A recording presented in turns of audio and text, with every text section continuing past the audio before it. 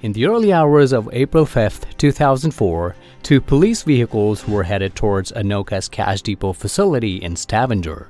A team of men in military-grade overalls were desperately trying to break a window to gain access to the facility.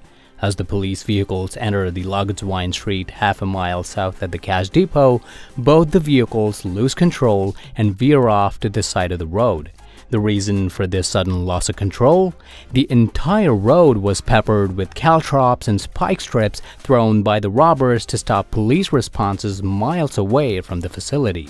Back at the cash depot near the Cathedral Square, several Heist members take positions to respond to any incoming police forces. The robbers finally gain access to the building and start heading towards the vault to gain access to hundreds of millions in hard cash. However, the whole gang, who had taken every possible measure to stop the police in its tracks and thought what was supposed to be a clean 8-minute robbery, turned into one of the most craziest mornings in the history of Norway.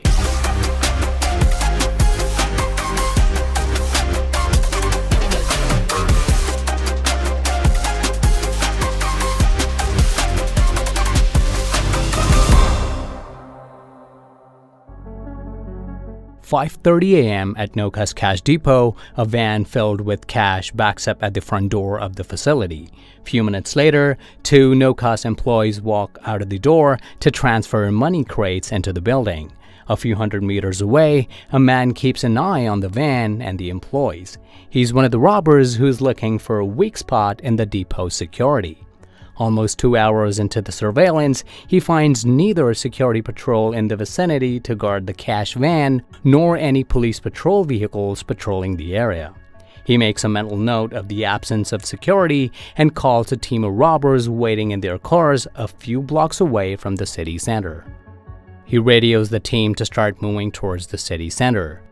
3 stolen vehicles, 2 SUVs, and 1 station wagon starts approaching the NOKAS Cash Depot silently from the south end.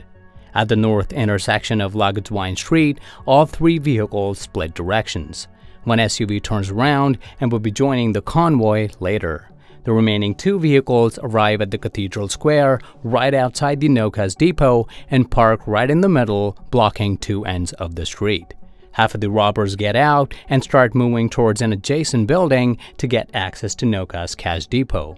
The rest of the members take holding positions at the square to handle reinforcements. The entire team was well prepared with bulletproof vests, ski masks, helmet, overalls, and a perfect break-in, grab, and escape plan. But the burning question was how they got access to military-sanctioned weapons and tactical gear, getaway vehicles, how they determined what part of the facility has the weakest access point, and why did they choose that specific day to execute the mission. In November of 2003, a man named David Toska waits outside Stavanger prison to pick up an old associate who was being released from the jail. That night, both visit a local bar. The freshly released associate asks Toska if he could help him find a job so that he can at least sustain himself until he finds something better. And David Toska reveals a plan to break into NOKAS Cash Depot to his associate, mentioning that the depot handles millions of dollars of transactions daily, all in hard cash, and whether he would be willing to join the team.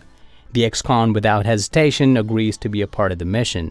Toska asks the associate to meet another man in coming days and orders him to study the layout of the facility so that they can start making preparations for the heist.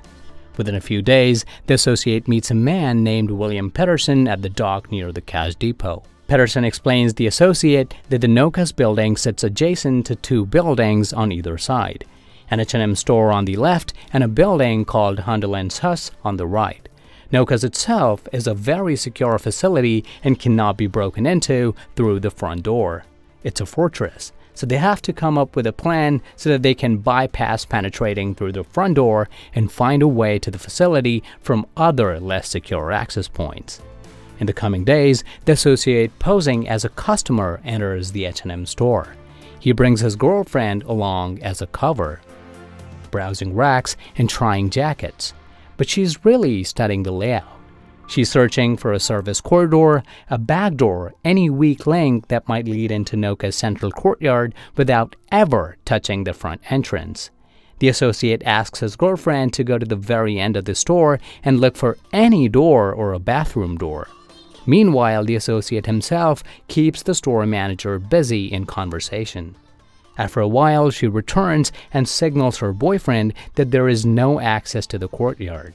Their mission has failed. However, they are determined to find another weak link.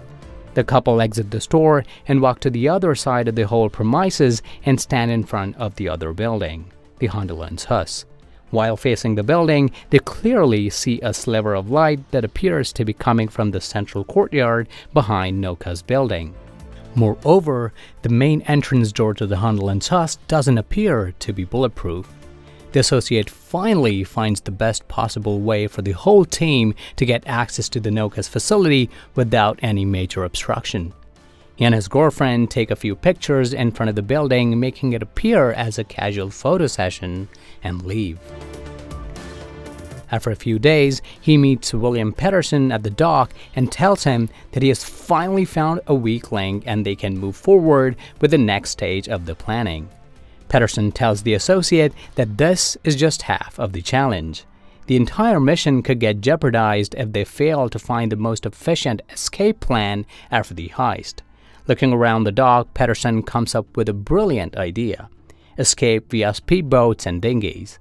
He explains that the NOKAS facility is only a few hundred meters away from the very harbor they are sitting at, called the Vagan Harbor. After the robbery, all they have to do is exit the building and run a few hundred meters to the harbor, climb into the pre-positioned boats, and they could easily escape into open waters away from any police enforcement in the dense city streets.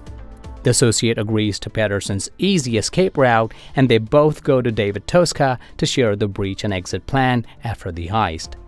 David Tosca, the ringleader of this mission, carefully listens to the plan and completely disregards their idea. He explains once they get access to NOKA's facility, the police would already be alerted, and by the time they are getting ready to exit the building, they will be faced with heavy reinforcements.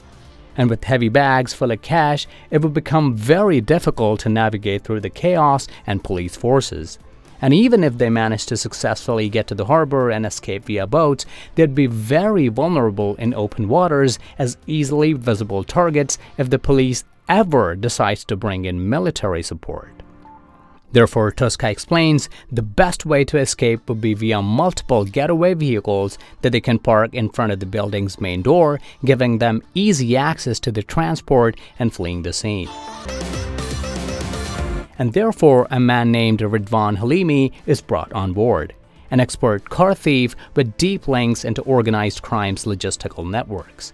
Halimi assures the team he will arrange the getaway cars and will also make sure they leave no traces behind. Almost 2 months into the planning, Halimi arranges 3 stolen vehicles and parks them in abandoned container boxes near an old warehouse. Meanwhile, 2 other gang members meet a man outside Madla military base.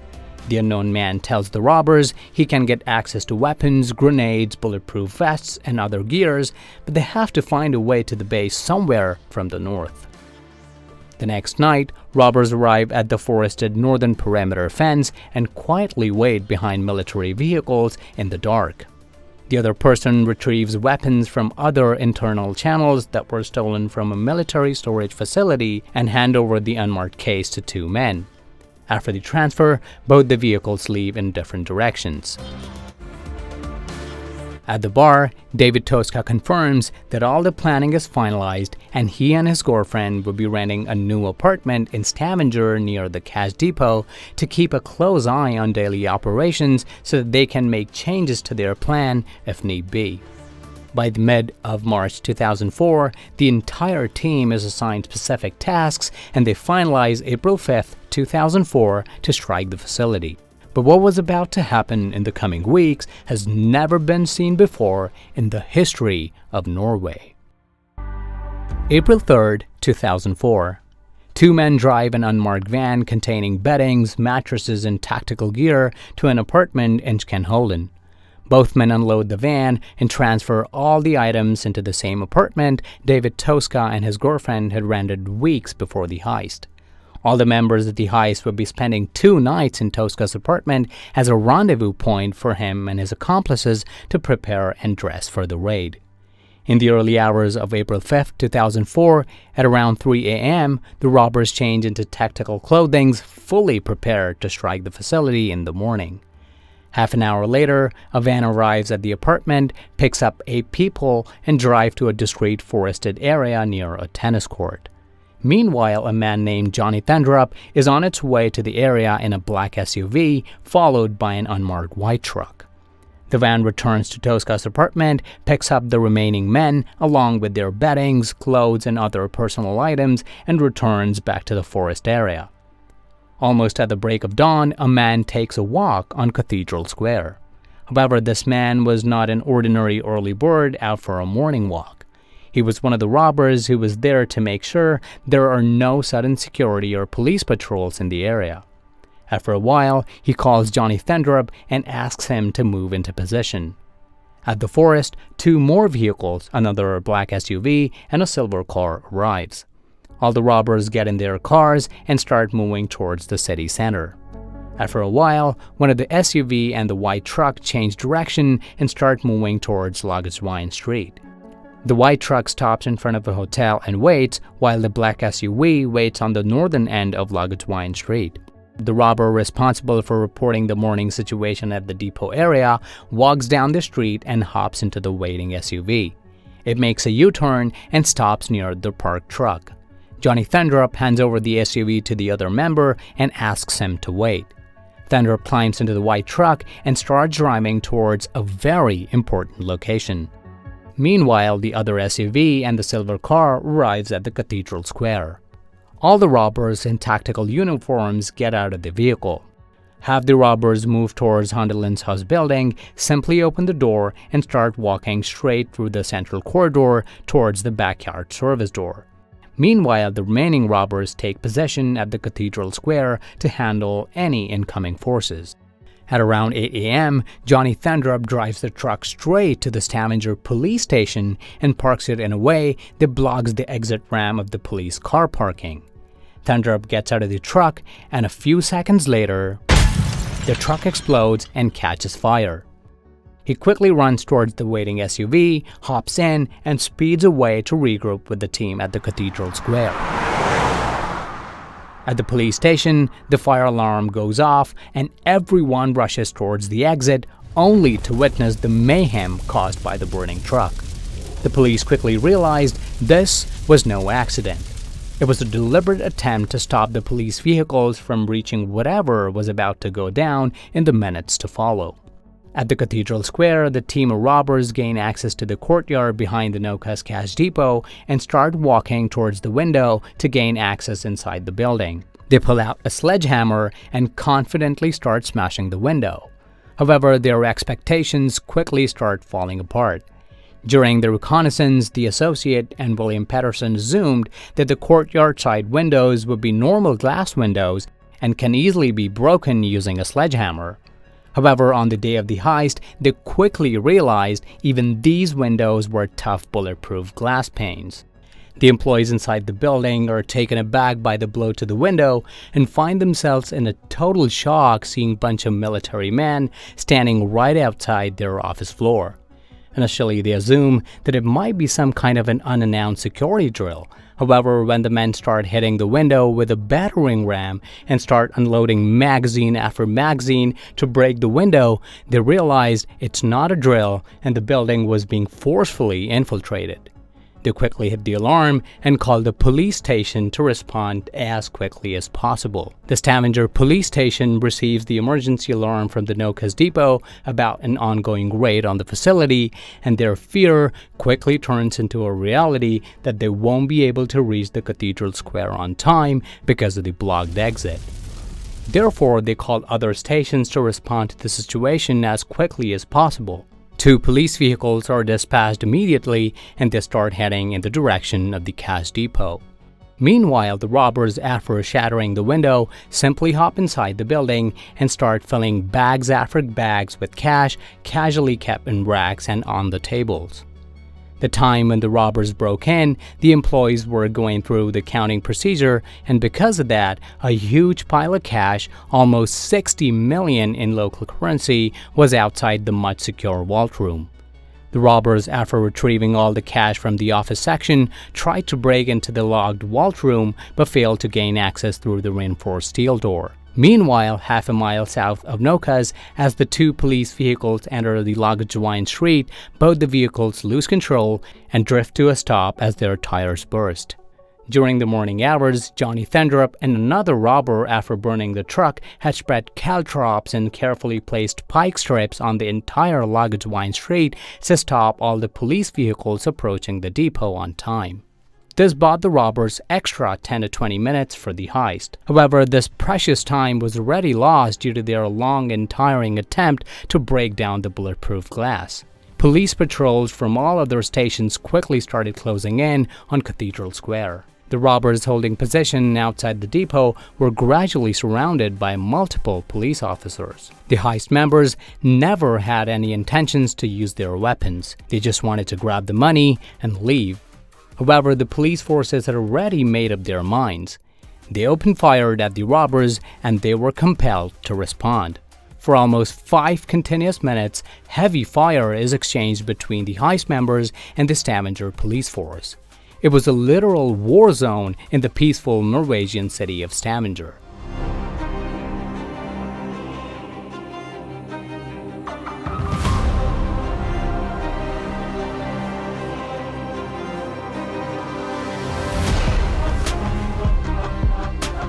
The robbers successfully exited the building mid-fire, loaded the cash-filled bags into the car, and started preparing to flee the scene.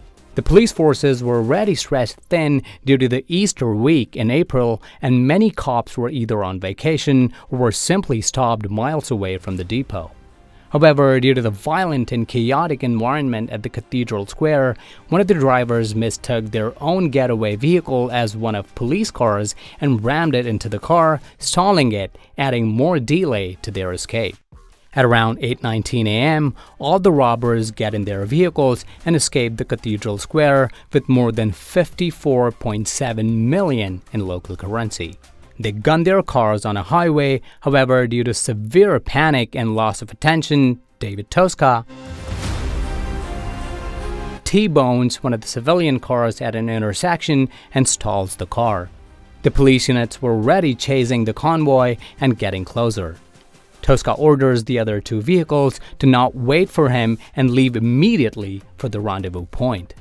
And the vehicles peel out of the accident scene. Toska desperately attempts to restart the car and is finally able to start the engine and guns the SUV to regroup with the remaining members. All three vehicles arrived in an area called Sormerka, northwest of Stavanger. The robbers set all the cars on fire and fled using other cars waiting at the location. However, in an almost perfectly planned heist, the robbers made one crucial mistake that was ultimately about to blow their cover. After the NOKAS robbery, the entire town of Stavanger was in shock. The investigation swung in with full force.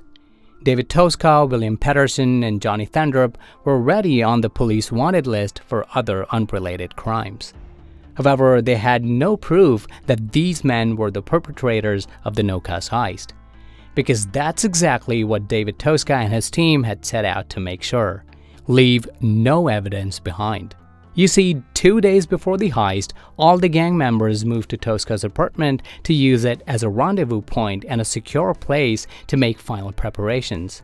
The van that carried bed mattress, pillows, and clothing were the only items that might have their DNA traces. And during the morning hours before the break of dawn, they transferred all of the beddings, trash bags, and leftover food into the white truck. And according to the plan, the stolen truck had to serve two very crucial purposes: block the police station car exit to stop the responders right at their doorstep, douse the beddings and all other trash with fuel kept in the same truck, and detonate it with a small charge, basically hitting two birds with one stone. A few months into the investigation, CCTV footage from the police station, the Cathedral Square, and all other cameras all over the area showed a clearer timeline how and when they executed the heist. The investigators were able to precisely map the entire timeline down to seconds of this audacious heist. They also found the 3 burned getaway car in Stormyrka, and obviously the burned truck that was already at the police station from day one. And this is exactly when their genius idea turned into comedy. The very truck that was detonated at the police station to burn all of their DNA survived the fire, and some of their DNA stayed intact. The authorities completed the forensic tests, and it came positive, connected to already wanted gang members. Ironically, in an attempt to destroy evidence, the perpetrators delivered proof of their involvement to the front door of the police station with a bang.